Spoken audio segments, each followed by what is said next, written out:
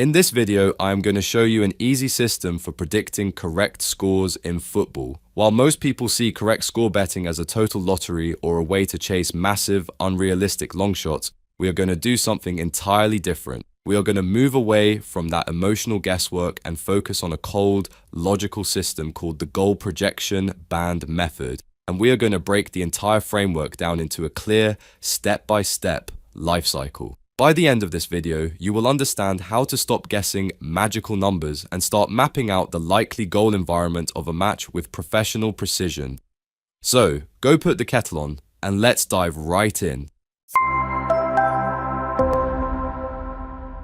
Let's start with phase 1, which is the rolling form window. This is the foundation of the entire system because before we can predict a scoreline, we have to build a stable and reliable database that reflects the actual reality of how teams are performing. Now, the biggest mistake I see people making when they are first learning this is they use data that is statistically irrelevant. They might look at a team's overall season average, which moves far too slowly to reflect current form, or they might look at a tiny sample of just 2 or 3 games, which is way too volatile. How we approach this correctly is by using a strictly defined rolling form window of the last 10 league matches. But here is the secret. We split the form between home and away. For the home team, we only look at their last 10 matches played in front of their own fans. For the away team, we only look at their last 10 games on the road. We stay strictly within league data because cup matches introduce a different level of intensity and rotation that can distort your numbers. By focusing on this 10-match window, you find the perfect balance between recency and reliability, giving you a baseline that truly reflects how these two teams generate and concede goals in their natural environments. By the way, guys, if you want to skip all that manual data collection and find the best correct score predictions instantly, the Statto app is a brilliant research accelerator. Instead of spending your afternoon hunting through match logs and spreadsheets, you simply press the prompt and let the artificial intelligence do the work for you. It automates the entire research process, allowing you to generate well-researched opportunities in seconds, which saves you an incredible amount of time compared to doing all this manual arithmetic yourself. Check here. As I just press the button and let the app find the correct score predictions for me, I can do this for any match at any time. If you want the app, then click the link in the description or scan the QR code that is going to be on the screen for the rest of the video. Anyway, now that we have our window, we move into phase 2, which is collecting the data. This is where we gather the raw materials for our projection. What most people do wrong here is they overcomplicate things with advanced modeling or eye test opinions. We keep the model clean and accessible by collecting only 2 specific metrics for our 10-match window: average goals scored and average goals conceded. Let's look at our Brentford versus Arsenal example on the whiteboard. For Brentford's last 10 home matches, they average 1.4 goals scored and 1.3 goals conceded. For Arsenal's last 10 away matches, they average 1.7 goals scored and 1.1 goals conceded. By focusing only on these 2 sets of numbers, we strip away the noise and focus on the actual output of the teams. We aren't looking at expected goals or shots or possession. We are looking at the hard currency of the game, the ball hitting the back of the net. By the way, if you like videos like this and want to see more on this subject, remember to click the like button. It tells YouTube to send you more of this kind of content. While you're there, you should also hit the subscribe and notification bell so you never miss a new system or strategy. Once we have those numbers, we move into phase 3, which is where we project the expected goals. This is the core of our arithmetic, where we use a blended formula to see how these two teams are likely to interact. The formula is simple. We take a team's average goals scored, add it to their opponent's average goals conceded, and then divide by 2. For Brentford, we take their home scoring average of 1.4 and add it to Arsenal's away conceded average of 1.1. Divided by 2, that gives us a Brentford projection of 1.25 goals. Now we do the same for Arsenal. We take their away scoring average of 1.7 and add it to Brentford's home conceded average of 1.3. Divided by 2, that gives us an Arsenal projection of 1.50 goals. When you add these 2 together, you get a total match projection of 2.75 goals. This tells us immediately that we are not looking at a dead game or a defensive shutdown. We are looking at a moderate scoring environment where at least 2 goals are highly likely. That brings us to phase 4, which is to identify the central score. This is where we translate those decimal projections into natural whole numbers that represent a realistic scoreline.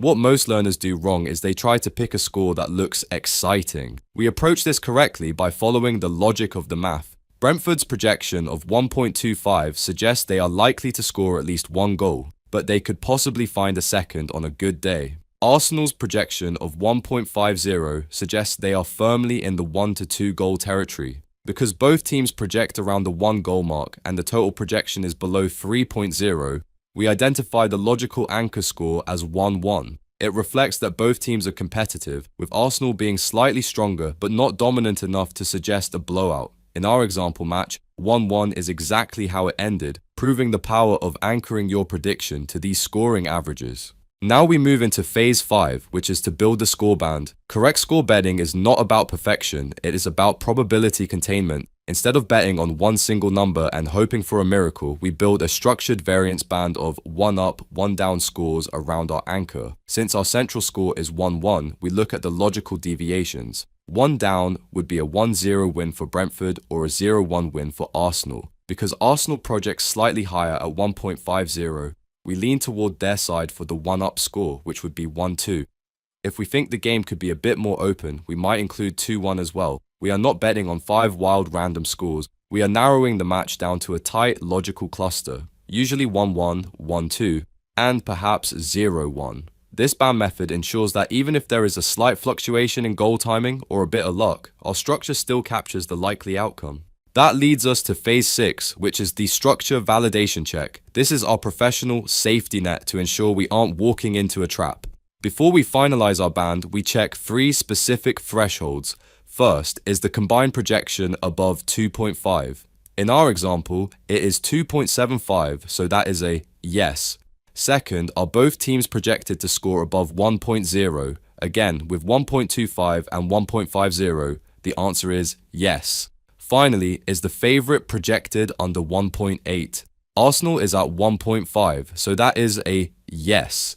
This check confirms that we are looking at a balanced, competitive scoring match. If the favourite were projected at 2.5 and the underdog at 0.3, the 1-1 anchor would be a disaster because a 3-0 blowout would be far more likely. By validating the structure, we confirm that a 1-1 central score is highly realistic and that we aren't wasting capital on a game that is likely to be a one-sided shutdown. Now we move into phase 7, which is the contextual overlay. This is where we layer human logic on top of our mathematical base. Numbers are our anchor, but context is what refines our confidence. What most people do wrong at this stage is they ignore the reality of the fixture. We approach this correctly by looking at the specific factors of the match. In our example, we look at the Arsenal away factor. They are strong, but they aren't averaging over 2.5 goals on the road, which supports a lower scoring band. We look at Brentford home resilience. They are notoriously competitive at home, which makes a draw or a narrow win very plausible. Finally, we check the motivation. If it is a mid-season fixture where neither team is forced into desperation, the game is more likely to stay controlled and within our projected band. If it were a cup final where someone must score late on, the variance would be higher. This overlay confirms that the 1-1 structure makes sense in the real world. Finally, we reach phase 8, which is price discipline. The goal of this system is to find value, not just to pick scores. Correct score markets often price a 1-1 draw around 6.0 to 7.0. If your logical structure supports that score, those are attractive odds. What most traders do wrong is they get greedy and start chasing lottery scores like 4-3 at odds of 30.0. We approach this correctly by staying within our projection band. We are targeting scores that logically sit inside the environment we have mapped out. If the prices offered don't reflect the probability our model has found, we simply walk away. We also apply the patience rule. If there is an early red card or if the tempo after 25 minutes is extremely low, we reevaluate or reduce our upside scores. Correct score trading requires the discipline to accept that we are mapping a likely environment, not gambling blindly on perfection. And don't forget guys, if you want to skip all this and just get the predictions, then the Statto app will save you an incredible amount of time. As you can see, you just press the prompt for the market you're looking for and let the artificial intelligence do the hard work for you. It provides a massive boost to your speed and efficiency, giving you well-researched opportunities in seconds that would otherwise take you hours to calculate manually. And yes, it covers correct scores and lots of other markets such as over and under too. Click the link in the description or scan the QR code on the screen right now to get started. It is a serious game changer for anyone looking to professionalize their approach. I really hope this deep dive into predicting correct scores has shown you that correct scores don't have to be a guessing game. When you use a rolling form window, identify a central anchor, and build a logical band, you are no longer just gambling. You are operating a proven system. Thank you so much for watching and for your time today. If you found this useful, please do hit that like button to let me know. It tells YouTube to show you more of this kind of content. As always, the learning shouldn't stop here. There is actually another video on the screen right now that I think you will find very interesting. It is a good one to watch next if you want to keep building your knowledge and sharpening your edge. Go ahead and click that, and I will see you over there.